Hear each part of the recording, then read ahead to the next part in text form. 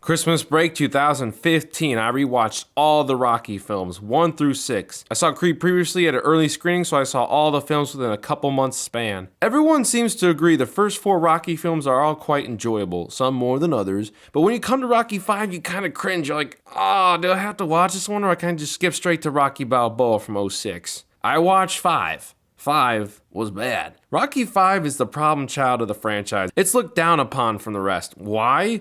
It's most likely due to the condition I made up called the Nickelback syndrome. The hot girl at school hates Nickelback, so everyone else hates Nickelback. Everyone is a sheep and they can't think for themselves. So right out of the box, Rocky 5 is hated because everyone else hates it. Shortly after Christmas, I caught one of the director's cut, which I'm going to be calling the Workprint of Rocky 5. And Jesus Christ, that movie's actually good. I was blown away how much better it was than the theatrical. Like night and day differences. It was actually a really enjoyable picture. And I'm here to tell you that Rocky 5 ain't that bad. You know, Sylvester Stallone isn't stupid. He's actually really intelligent. Yes, you heard me right. Sylvester Stallone is intelligent. This man wrote a movie that won an Academy Award for Best Picture. And he was nominated for the Academy Award for Best Screenplay. Hell, he even rewrote scenes the day of shooting because of budget reasons and mess-ups like the robe being too big or Rocky's trunks being the wrong color in the banner. This man knows how to write, and it's the biggest reason why Rocky 5 ain't that bad. You know how hard it is to write sequels? How do you write something new, fresh, original, yet tied to the franchise tradition and characters we've seen in the past? Rocky has 7 films, Creed included. All 7 are different, and all 7 are rewatchable. You want to know some franchise that couldn't last long in the past due to horrible writing? Alien, Jaws, Star Wars, Batman, Terminator, The Hangover, Spider-Man, Indiana Jones, Friday the 13th, the list goes on. Almost everyone has this problem. I will say that some of these franchises that had horrible sequels in the past did get back on track, like Star Wars, Batman. Others, not so much. Now, I'm not saying that those franchises and sequels are shit. What I'm saying is it's extremely difficult to have multiple sequels that are actually good. And the Rocky 5 Workprint is good. So I'm going to start from the beginning. We have a badass intro sequence that this franchise always has. A flashback of Rocky going to war in the previous installment. Both the theatrical and Workprint are nearly the same length, but the Workprint heavily triumphs the theatrical. The Workprint shows the monstrous Ivan Drago beating the hell out of Rocky. Every huge blow, every 10 seconds or so, is freeze-framed on Rocky's destroyed face mid-punch. What makes this even more epic is the crowd robotically clapping very loudly, and it's overlaid over these credits. For 3 minutes straight, it nearly hypnotizes you and immerses you into the fight. After Rocky wins, you feel relieved as an audience member that he survived that. And it sets up the whole movie on how Rocky is brain damaged from going to war with such a beast. The theatrical cut seems like a soap opera opening by showing the actors' names in a desaturated cut too. It's nowhere near as epic as the Workprint, but it does get better as the actors' credits end. Score 1 of many upcoming points for Team Workprint. The first real scene of the Rocky film is of Rocky in the shower, and it's one of my favorite scenes. Pause. Not for the reasons you're thinking. The first 4 Rocky films are all so lovey-dovey and cheerful at the end of the opening montage, and it continues into the first scene of the film. But not in this movie. Tony Burton's character Duke, different than promoter Duke, which we'll talk about in a second, is building up on how great a fight it was and how Rocky did everyone proud. You did Apollo proud! It cuts back to Rocky breathing heavily. Hey, yo, Tony, get in. Duke's face drops. More of Rocky heavy breathing. Heavy breathing. You know something is wrong without being told something is wrong.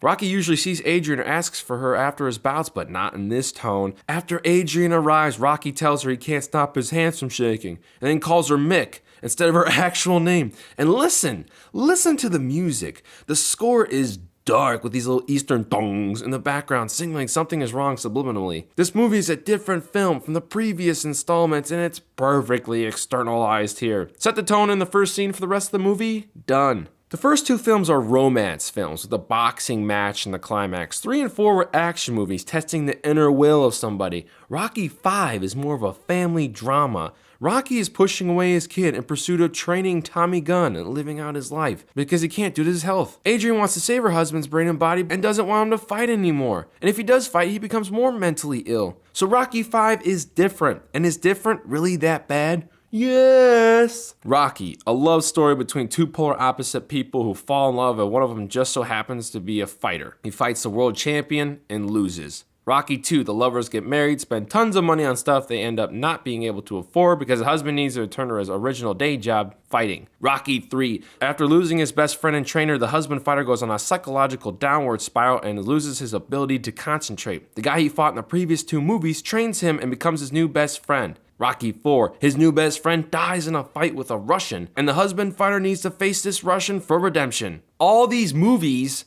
are different. They're not the same. A lot of people think if it's different, then it's bad. The underlying themes of this franchise are will and heart, and Rocky 5 has heart. Just think about this, okay? Rocky, where a dumb guy falls in love with a shy girl and all he wants to do is go the distance against the champ. He does and loses. So where do we go from there? In the sequel, he wins against the champ. Where do we go from there? How do we continue to raise the stakes? Rocky 3, he faces the toughest opponent he's ever faced yet and goes through a loss. Loss of his trainer and best friend, and loss of the fight. He hasn't lost since then. So where do we go from there? How do we up the stakes even more? Same thing in Rocky 4, just escalated to epic proportions. Where do we go from there? Well, what Rocky 5 did was take us back down to the original, where Rocky was dirt poor, he had a girl that loved him, and he just wanted to do stuff. That's why so many people right off the bat were disappointed, because it wasn't a continuation of raising the stakes. Alien 3 falls in the same problem with a majority of people. Instead of raising the stakes even higher by having more aliens in a different setting, like say Earth, Alien 3 brought it down to the level of the original. A horror film and one alien. Rocky 5 is a depressing movie. Lots of things go wrong for Rocky in this movie. He loses pretty much all his money, he loses his house, and he has to move. He has to get a new job, and his wife does as well, and he doesn't have a relationship with his son. Why does this sound familiar?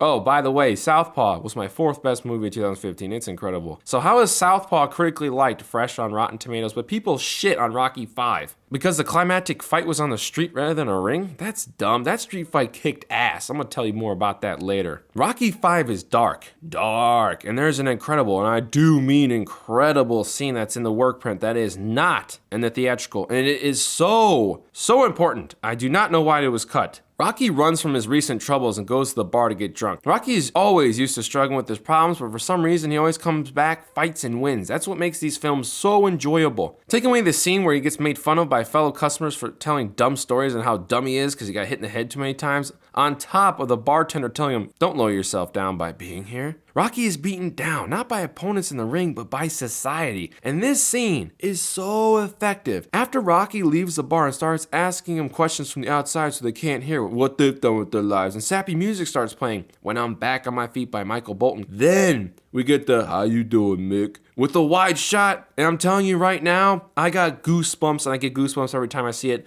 That is effective filmmaking, and I'm calling it incredible movie moment number 1 in this sequence. After he enters the gym and starts reminiscing about the training he's done there, he hallucinates and starts hearing Mickey's voice. Then, immediately, the sappy Michael Bolton song cuts off right then and there, and Rocky hallucinates a new flashback of them training in the gym together right in front of his eyes. Incredible movie moment number 2 in this sequence. Mickey then stops training and gives Rocky some talk about how sometimes people die and they have no will or reason to live anymore, but with Rocky and training to beat Apollo, Mickey has a reason to live. This isn't just a literal representation of the past, but foreshadowing Rocky's future of training Tommy Gunn and externalizing Rocky's inner struggle of what to do in life, making it incredible movie moment number 3, all within a couple of minutes. And to end the scene, the hallucination fades, and we get this dark, empty gym with nobody around. Rocky starts crying, and sappy music starts playing again. He lost his best friend and all the good times he had. Incredible movie moment number 4. That little sequence is so well done within this movie. It shows how Rocky 5 with just a few tweaks like this could have been a great film. But sadly, these great tidbits weren't included in the theatrical, only in the Workprint, a true disservice to the film and its potentially great story. When Rocky's family moves back to the inner city, there's some differences between the 2 versions in this sequence. The theatrical is a hip-hop remix of Take You Back. It's all, Take You Back. The Workprint is the original Take You Back, and the Workprint wins. The Workprint also features new scenes in this sequence where Rocky consoles his son, and Adrian tries to cheer him up with wine in a simple makeout sesh, which are really sweet family bonding scenes. These are not included in the theatrical. In the theatrical, we have Duke calling Adrian on the phone and telling her that you're gonna miss the parade go by. We love to see all this, but the Duke calling scene really helps Duke because it makes him more evil by getting more screen time and also using the phrase, you're gonna watch the parade go by, which Tommy ends up later repeating in the movie. Rocky later bitches at Adrian outside for choosing to work in the pet shop again. He doesn't want her working at the old place and stooping down that low. Why does this scene make sense? Oh, because he was humiliated and ribbed at the bar the night before in the deleted scene? So it makes more sense in context that Rocky's pissed, building this up and making the scene more effective. Thank you, deleted material from the Workprint that was not shown in the theatrical. Random good writing moment. Speaking of externalization from before, Rocky is going through some tough times, as is the city of Philly. He's walking his son for his first day of school when they pass an old store Rocky used to frequent. Paulie outside comments on the decay of the city, externalizing Rocky's struggle from going too rich to poor, like Philadelphia is. So I need to touch up on a subject real quick, and it's the character of Robert. Lots of people are saying it was annoying. First of all, rest in peace to the kid. Sage Stallone passed away to a heart attack a couple years ago. It's kind of cool that Sly included his son to play his son. And you have to think of how he fits in the story. In the theatrical cut, he does appear a little bit annoying. He appears to be a bit of a nuisance. But in the Workprint, it's the opposite. You see a kid wanting to hang out with his dad, rather than be the third wheel to the relationship his dad has with Tommy Gunn. In the theatrical, to me, the film dies down when Robert's school subplot starts. People are blaming the movie's downfall on the introduction of Tommy Gunn rather than Robert in school, which is far weaker than Tommy's plot. Back to externalization. In the Workprint version, Rocky runs into little Marie at night, warming her hands over a garbage bin fire. Remember her? Rocky told her to pretty much not be one of the rest, or she would turn into one of the rest. And guess what she turned into? A homeless person. This film is dark. So right after Rocky runs into little homeless Marie in the Workprint, Tommy Gunn is still waiting for him outside, and still pitches for Rocky to manage him. He's selling and selling. Rocky just responds with, and Tommy goes, man, just give me a chance, or I'll end up like those people over there. And he points towards little Marie and her homeless friends around the fire. Oh my God, what a great moment. Not included in the theatrical cut. It was so moving watching that. So now we kick off Rocky accepting Tommy's proposal by letting him eat and stay in the house at his first family dinner. Here's where Robert's plot gets interesting to me. Cut out the school stuff and we're A-okay because Tommy takes over Rocky's interest in time when it really should be Robert, his son, he's supposed to be paying attention to. Robert asks his dad to teach him to fight, but instead of teaching his son, Rocky spends time reliving his career and chooses to teach Tommy. This movie is so ahead of its time in this regard. I couldn't count the amount of parents in America or abroad that constantly push their kids and rag on them to go over the top on their sport performances just to see them succeed and, even worse, live out their own sports dreams through their children. One thing I truly don't like about this movie is Paulie. Rocky is still friends with him. This guy lost all of your money. Rocky is a goddamn saint because I don't know anyone that would still be friends with somebody that ruined their life, let alone be a piece of shit for the past 4 movies as a character and didn't arc or change once. I'm glad Paulie is dead in Creed. What they really should have done with the character is make him and Rocky's relationship more believable. Maybe Paulie apologizes profusely and cries to Rocky for blowing his fortune at the beginning stage of the movie, so Rocky, being the good guy he is, forgives him. Paulie is no longer a piece of shit character he's been in the past 4 movies. He's changed. Maybe he helps Rocky move boxes into the old house, which is kind of Paulie's house to begin with. Maybe he can even ask Rocky if there's any more help he could do. Rocky says, "No, you done great, Paulie." So in turn makes Paulie, a friend at the dinner table, more realistic, as when Tommy Gunn punches Paulie at the bar later, making Rocky want to fight Tommy for doing so. Flash forward to make the scene even better. Maybe have Paulie apologize for trying to pick a fight with Tommy, but Rocky sees Paulie is sticking up for him. Have Paulie apologize again for losing Rocky's money. "I'm sorry, Rocky, all I do is mess up things for you."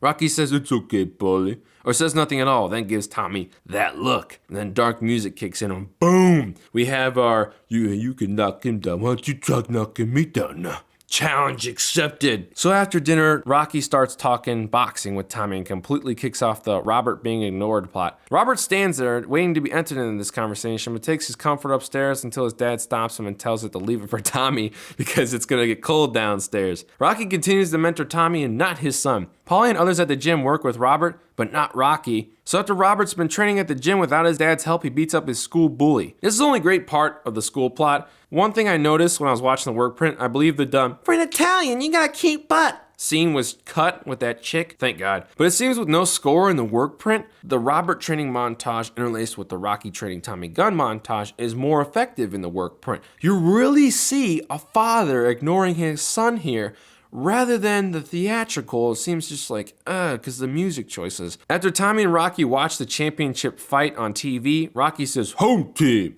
a phrase they used to use with Robert in the first act of the film. Robert has now officially been replaced. Now, the two films differ drastically in the two training montages. So the first montage I just talked to you about, the theatrical, Robert is training to defeat his school bully and Rocky's training Tommy, whilst Go For It is playing. At the end of the montage, when the bully tells Robert he's gonna hit him, Robert responds, "Go for it!" Which, ties in back to the music. And then the montage and the music ends. Really corny. It works, but it's cheesy. In the Workprint, there's no music, like I said. It's just a scene where Robert is training and Rocky is training Tommy with the string on his feet, and he sprays Polly with water as a joke. Rocky's having fun. The second montage, in the theatrical, snaps, "Keep it up."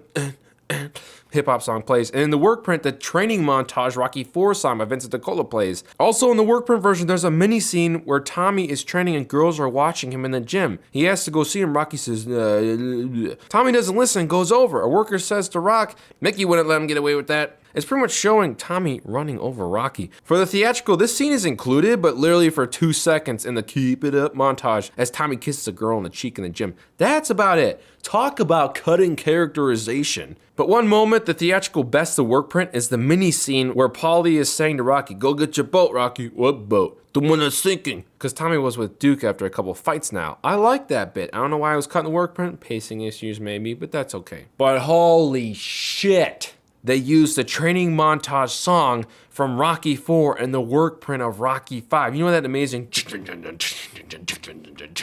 the badass piece of score interlaid with Tommy training in the gym, beating the shit out of people in the ring is amazing. This piece of music does three things. Adds epicness from the past two films to this film, something that Rocky V is lacking. And two, raises the spirits of the movie. Before it's very mellow. Now we have some optimism as where this story could go. And three, it's nostalgic. Rocky V didn't feel like a Rocky movie until now. You didn't accept Rocky in his new role as a trainer until that Vincent DiCola song came on. And when the callback registered, your brain goes, okay, I can dig this. It's much more effective than the choice of "Go For It" for the training and boxing montage. Now, "Go For It" is actually a good tune. After rewatching the theatrical cut montage, I ended up whispering the song and beatboxing to it. It's catchy and it's good. "Keep It Up" is even better. I've listened to "Keep It Up" about 100 times in the past 3 months, but this is coming from a kid who grew up on jock jams in the 90s. Those albums were mostly hip-hop. Music choice in film is all about externalizing inner thoughts or supplementing the action on screen. And I doubt Rocky or Tommy Gunn listen to hip-hop, so it makes the music choice out of place. Also, "Go For It" turns Rocky into an MTV music video, just like the usage of "No Easy Way Out" on the car ride montage for Rocky IV. It's nearly satire there, rather than a pivotal scene in the plot. So let's continue to talk music just for a quick minute. Everyone is saying how hip-hop and rap is garbage, it's trash, just because it was in this movie. Well, those people can go fuck themselves. It was put in because it was trendy at the time. Hip-hop was booming in the 80s before it soared in the 90s. Rocky V being different was also being externalized with the usage of hip-hop in scenes. To defend the music choices of Rocky V's theatrical cut, hip-hop is just what happens to be played all the time in the inner city at that time and now. It's just that the pieces of the old Rocky scores work better. They're more dramatic. The hip-hop selections are just dated. They're very 90s, very late 80s. What the hip-hop music does to Rocky V is make it satire, by previously stated, turning the montages into music videos. It raises the spirits of the movie, but not in a good way like musical score does. Not late 80s hip-hop with two white guys boxing that could care less about the genre. Now the rap music in Creed, amazing. I was singing, "Come with me, Hail Mary, run quick, see. What do we have here now?" behind Adonis when I was following him on his way to the ring. This has to work within the context of the story, and hip-hop does not work with Rocky. Adonis Creed? Yes. Rocky Balboa? Not so much. Rocky V's music choices also failed because it wasn't mixed enough with supplemental score. Take Creed for example. If Adonis Creed as a character likes rap, then let's have rap. If his girlfriend does electronic music, let's have electronic music. As for the dramatic scenes and moments, let's have musical score. Right there, I just described to you the overall and successful musical choices for Creed. It all ties with what the scene is playing out to be. If we're in the club and watching Creed's love interest sing an electronic song, we're in the club listening to her electronic song. Are we walking down the street downtown and hear a Meek Mill song? Are we ending the training montage with Creed in the street and hearing a big bass theme that sounds a lot like Gonna Fly Now, but his own version? Creed's music selection is a real great mixture of music and score, which is perfect. Something Rocky V would have really benefited from. And the Workprint wins again. Now we see more of George Washington Duke during the Tommy Gunn boxing and training montage, so I want to talk about him. Duke is a great villain. If I had to psychoanalyze the film, he's the devil. He's tempting Rocky at first with money, greed. Then he tries and successfully tempts Tommy into coming to the dark side with money, championship bouts, and gold diggers. Good looking ones too. Mama.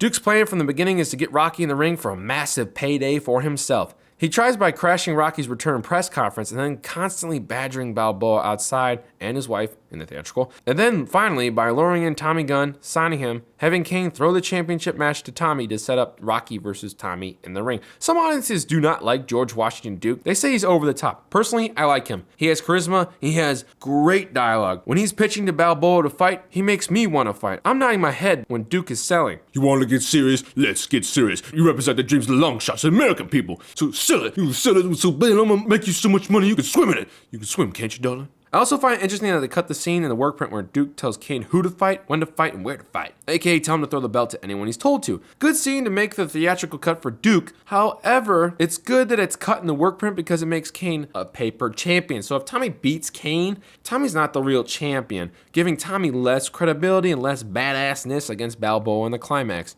Duke is a great character. That actor murdered the monologues he was given and was completely believable. Great acting, great directing, and most importantly, a common theme here, good writing. So nearing the end of the montage, Tommy is seeing paper headlines as Rocky's robot. Now Tommy is living in Rocky's shadow because he is his mentee, just planting the seed for what's to come in the last act. This is good writing, people. This is plot. This is progression. Tommy wants a title shot. Rocky won't give it to him. Duke will. Duke lures him with a penthouse. Duke lures him with a fine redhead.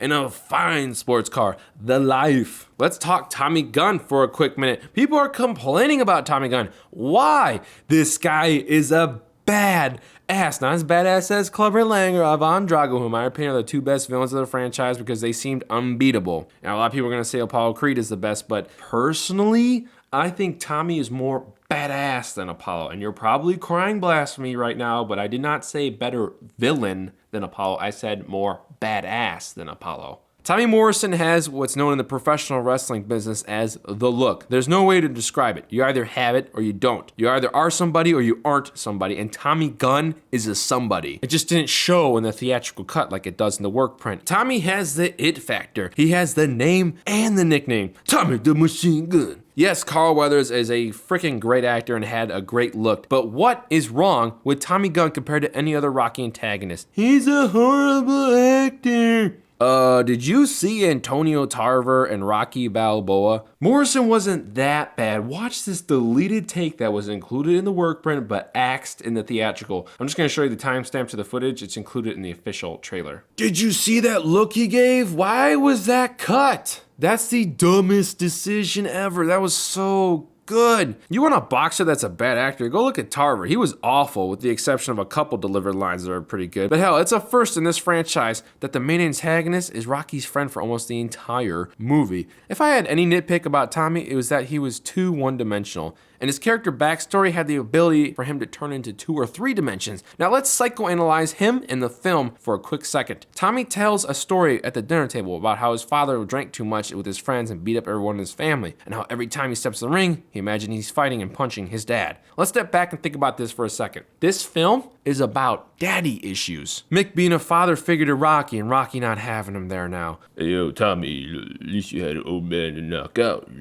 Rocky not being there for Robert. Tommy never had a good father figure. Tommy finds a father figure in Rocky. The only problem with Tommy's backstory setup was that there's no payoff. After he tells the story at the dinner table, dinner just kind of ends. It fades away. Maybe if Tommy broke down in tears or something over it, it would show the audience he's more of a human being. It would make him less badass, but... Or maybe he tells a story about how he grew up poor because his father gambling and drinking spent all the money, and his dreams of being a boxer winning high prize money so he can move his mom out of a trailer in Oklahoma. That's why he takes the big payday with Duke at the Christmas party. How's that for more dimensions? We could have wrote that in. All it takes to have a deeper character like that is a couple more minutes of screen time of him at the dinner table and some more emotion on the actor's face and in the line delivery, and boom, you're gold. So back to the film. Robert gets all snotty during the family Christmas party because he's a rebel now against his father and he sports an earring. What? And brought his friends that previously hit him in the face. Yeah, that's a little drastic, and I personally wouldn't invite people over that fought me in real life, but Hey. So Robert yells and leaves to the basement. Rocky has to go and talk to him. And it's nearly a scene from real life. Sometimes famous people have a problem with being a good parent. Negligence happens all the time with busy people. That's why most of them have nannies. But some added dialogue from Rocky here would have been really great to his kid about trying to raise family spirits because of the current living situation. Rocky's just too damn nice to his kid during this segment. I feel like he should be more authoritative. Maybe even snapping on his kid a little bit, like he hit a boiling point with all the negative shit that's been happening to him and his illness, and it finally burst. Nobody I know is that damn calm after losing all that he had. I couldn't imagine what Rocky was going through. Maybe after yelling at his kid, Rocky asks for forgiveness because he's a lovable character. He ends up hugging out with his son after his apology. How can you blame the guy for losing it? He lost everything. In the Workprint, Rocky starts to talk to himself before Duke shows up on his doorstep, but this mini scene isn't featured for some reason in the theatrical. I would have liked more of this. Rocky losing his mind because he's brain damaged. This was such an epic tease at the beginning scene of the film when Rocky's in the shower with his medical problems, and it's not really used again until the final fight when he gets knocked down and starts seeing Drago. That'd be great if throughout the whole film he saw Drago, Creed, Lang, and nightmares or something,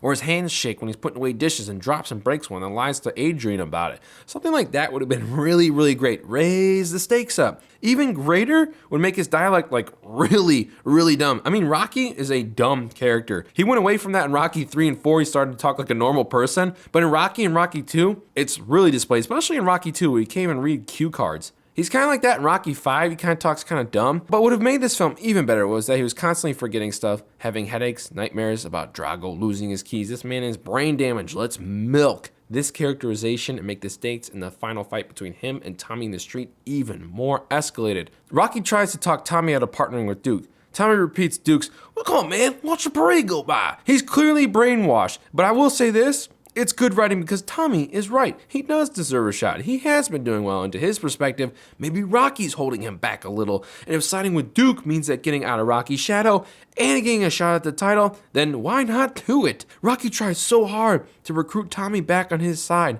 that he walks alongside Tommy driving like a buffoon, and then he even fails. Hey, yo, Tommy, you don't want to do this, Tommy. You know, this guy, Duke, he doesn't love you like I do, Tommy. Yo, don't do this. Sign papers with the man tomorrow. No, Tommy, don't. And then Tommy drives off. Rocky fails, just like with his kid, and then Rocky has a flashback where he's getting beaten by Drago. Speak of the devil and he shall appear. In this Workprint, there's actually a couple 2 shots of Drago beating the hell out of Rocky compared to the theatrical. Score another win for the Workprint. Adrian gets him off the street and Rocky loses it. He says he wants to leave the inner city. He wants to fight and earn money. Adrian tells him that he's losing your family. Rocky finally figures it out that he has to put his family first and reconciles. So he goes to the corner store to see his kid and asks him to restart the relationship. Robert keeps saying that you have Tommy. Funny thing is, Rocky doesn't have Tommy anymore. So he needs his son back. After Rocky apologizes, Robert comes home. Good writing. Rocky watches the Tommy Gunn championship bout at home with his wife, son, and Paulie. It's one awkward scene. Rocky's the only one cheering on Tommy. He even tries to relive days in the ring and matches Tommy punch by hitting his heavy bag.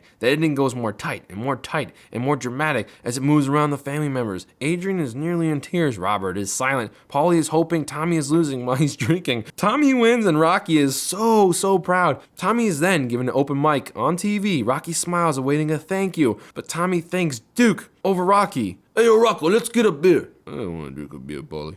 I forget what Rocky says, but Rocky's face drops in disappointment. Good writing. If I had to add something, maybe they made Kane this like really strong fighter and champion, like Clubber Lang strong, so when Tommy beats him in a couple rounds, it makes Tommy look unbeatable. In the end, the epicness is increased in the final fight because Tommy is such a tough opponent. That would have been really cool to see. The post-bout press conference goes off the rails for time because the press calls him a paper champion and they boast about how great of a champion Rocky was, a shadow Tommy wants out of. Even Duke himself said on the mic that Gunn will never beat Rocky, there was only one Balboa. This is a great scene to build up the plot and the climax as well as externalize the motive of Duke, which is to get Balboa back in the ring, which was his ultimate goal from the get-go. Only this time he lured Tommy and had him win the belt and was going to build the bout as teacher versus student. So Duke demands Tommy to challenge Rocky for a fight. Then they go to the bar where Rocky is playing pinball. Rocky Balboa, there's a man outside who wants to speak with you, Rocky Balboa.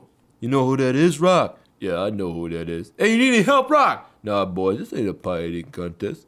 There are some badass lines of dialogue exchange in the bar. You could knock him down. Why don't you try knocking me down now? Tommy Gunn fights in the ring. My ring's outside. Yeah?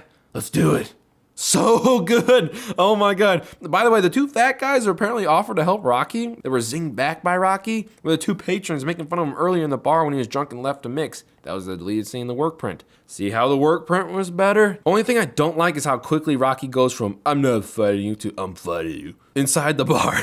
All Tommy does is hit Paulie. Fuck Paulie. Hit Paulie all you want. Maybe Tommy should have said something about Adrian or Robert, or maybe even Duke whispers in his ear to say that. Make Duke more evil than he already is. Remember, just a plain making fun of Rocky to his face could possibly set off Rocky to fight him. Here's another thing. If Sly had my rewrite of Rocky losing his cool in the basement, he would have definitely lost his cool with Tommy here if Tommy talked mad shit against him. That would have been epic. Now the fight. Here's where the two versions of the film differ drastically. The Workprint is overall better, but the Theatrical has some good moments in it that are overshadowed by huge mistakes that it makes. The beginning. I would love to see the whole thing take place without the camera crew ruling. Make it raw as possible. Here you're glamorizing it. However, it does work in the Workprint version. In the Workprint, there's tons of new dialogue in the beginning. Rocky gets outside and is ready to go. Then he realizes that he shouldn't fight because he looks around, sees all these people surrounding him, sees the cameras, and he's egged on by the crowd to see Rocky fight live in front of them. Rocky tells these people cheering him on, What do you want to see? You want to see a dog fight? Yeah, beat him. Yeah, you don't know a thing about it. None of yous do. Tommy argues with Duke some more, then also exchanges some extra dialogue back and forth, including seeds planted earlier in the movie, like, or to be a great fighter, you gotta beat a great fighter. And Rocky, Yeah, I told you to watch out for scams. and he references Duke being a scam. Rocky then tells Tommy, You know, my life's doing good right now. You gotta get your life back together too. and then Rocky's about to leave back to the bar when Tommy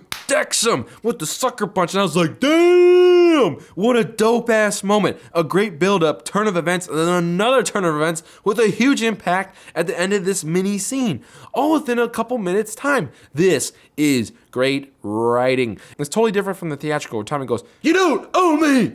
I want my respect. Oh, come and get it. And then boom, Rocky just goes after him with body shot after body shot. The music hits in. It is very, very, very badass. It's the most badass and awesome part of the Theatrical cut. It also works because Rocky isn't a clear thinker. He decided he wanted to fight Kane when he was in his lawyer office to pay his debts earlier in the film, right after finding out it was his easiest and quickest solution to solve his problems. However, Rocky could arc as a character in the Workprint version after being lectured by Adrian several times to accept the change that you're not a fighter anymore and you have a family that loves you. So now he's more mature and has a clearer head. In my opinion, both beginnings are amazing. If I had to pick a winner between the two, though, I'd say it's the Workprint. Here's why. The Theatrical beginning reeks studio interference. It's almost like they showed the Workprint to a test audience, and the audience didn't like how much Rocky was getting beat up and Tommy's too strong, which is the dumbest excuse in the world. There's a purpose of Rocky getting his ass whipped, so when he comes back and wins, it's a major triumph. By having Rocky win at the beginning and stages of the fight, it makes the rest of it kind of useless because we know he's stronger than Tommy. So in the Theatrical, Rocky beats up Tommy pretty bad without Tommy mounting any offense, and then Rocky stops the fight to lecture Tommy on how much he loved him, You know, me and you was like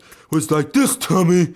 killing any momentum of the epic buildup. So far, the Workprint is far better. It features completely new and different footage. In the Workprint, the exact moment when Tommy sucker punches Rocky, bang, going the distance kicks in, and it is epic. Tommy is putting in work against Rocky. Rocky is mounting zero offense. He's getting his ass whooped, his face beat in. This is showing how badass Tommy Gunn is and how he deserves to be in the Rocky universe as a villain. There's point of view shots of Tommy swinging, and then insert flash cuts of Clubber Lang swinging and Drago swinging, and shots of Rocky in slow motion just staring into space, reminiscent of the opening credits when he's getting his ass whipped in those still frames and getting his face pounded in by Drago. It's intertwined so beautifully in the Workprint. Rocky gets knocked down and going the distance dies as well, and a dark cue of conquest starts getting repeated.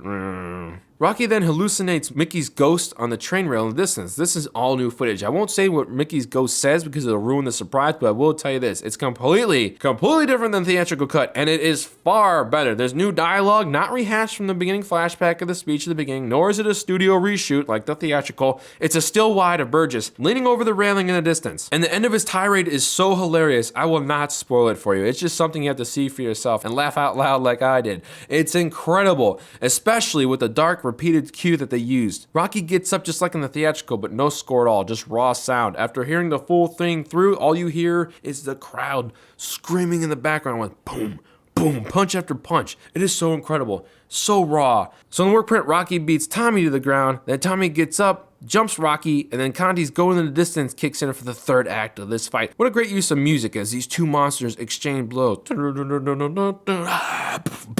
It's actually quite dramatic when Rocky knocks down Tommy. He extends his hand for Tommy to get up, and Tommy accepts. Great stuff. Hell, even little homeless Marie gives Rocky his hat back at the end of the fight because he lost it after Tommy sucker punched him and went flying off at the beginning. Like, holy shit, that's great writing. Now the theatrical.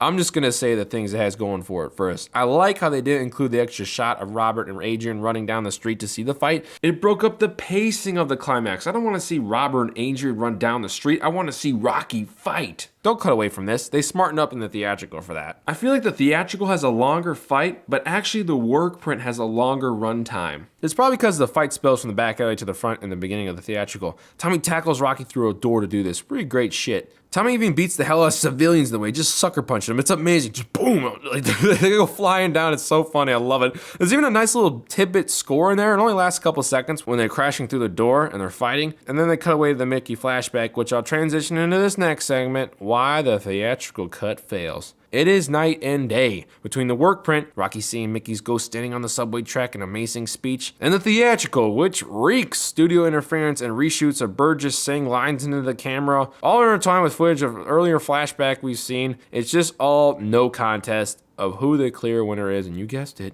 the work print. But the biggest reason why the theatrical cut fight fails, it's pretty much satire. First, the music choices. Now, keep it up. By sampling Eye of the Tiger for the beat and reeking 90s hip-hop awesomeness just doesn't work for this scene. It's not because it's not a Rocky-like song. It's because scenes like this deserve orchestral score. This is the same mistake Rocky IV made with their music choices, and also the same mistake Rocky V made earlier with their musical choices for their montages in their theatrical cut. It makes it kind of laughable, rather than what they were intending it to be, serious, including Rocky IV, which was supposed to be a death of a friend, kind of made it a little funny with, the insert shots. Oh my god, the insert shots. Get him, Dad! He took my room! All the useless shots of the crowd. Robert in snap zoom screaming, go for it! Oh my god. I mean, there's a scene in Act 1 where Rocky is telling Robert how to live his life through Robert's eyes because all the cool stuff he has he never had when he was a kid. It's like being born again. And this bonding is what this film is all about. All that seriousness that was established earlier in the film is just thrown out the window in the theatrical cut. You're disgracing your own material by turning the climax into a joke. Duke, great character, ruining the final fight of the theatrical.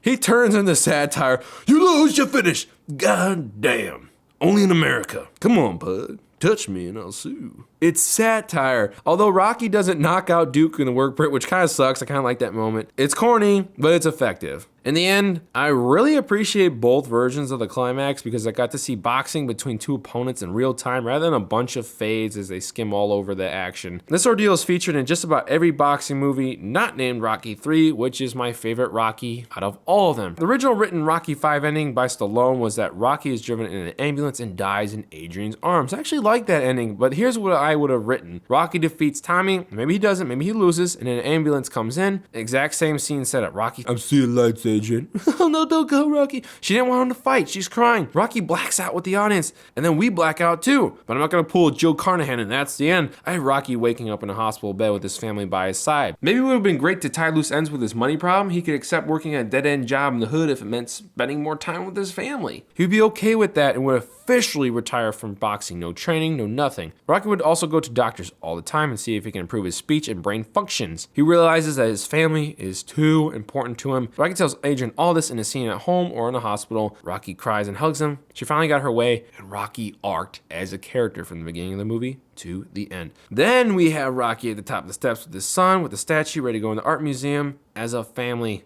The end. So overall, the work print is better than the theatrical. Flashbacks are better, music is better, cinematography is better. I like the climatic street fight better as well. Within the concept of the story, Rocky V is good. Within the universe of Rocky, yes, the film isn't as great as the other films, but when you're doing the same thing over and over and over again, bigger opponent after bigger opponent, it's gonna get stale. Where do you turn? So the theatrical cut of Rocky V is a 5 out of 10. Rocky V work print, I'm gonna give an 8 out of 10. And if you added some of my suggestions, I think Rocky V would have been even more epic, or at least I tried. The Workprint is nearly better in every way and is a great and rewatchable film, far more than the theatrical cut. If you accept Rocky V for what it is rather than hate it for what it's not, Rocky V is a pretty damn good film. And with those extra tidbits I mentioned, could have been something even more special. Give this video a like if you already haven't given a like. Leave a comment down below. What do you guys think of Rocky V? Do you guys like it? Do you hate it? A lot of people hate it, but the tide is starting to turn. Rocky V is starting to get some more likes and more love. I had to really spend time thinking about it and also seeing the Workprint / director's cut, and it just really blew my mind. It's starting to grow on me. And the Workprint is actually rising to the top of my favorite Rocky films. So the whole reason I did this vid was to see if it can spread to Sylvester Stallone, so he can see that the film isn't a 0 out of 10, but there was actually a good movie left in the cutting room floor. He has an Instagram and a Twitter. So let's see if we can get him somehow to see this video. Go to his Twitter. If you tweet him at @TheSlyStallone, say in your tweet, watch #Rocky 5 ain't that bad, and then include a link to this video in your tweet to him. Let's see if we can all come together here.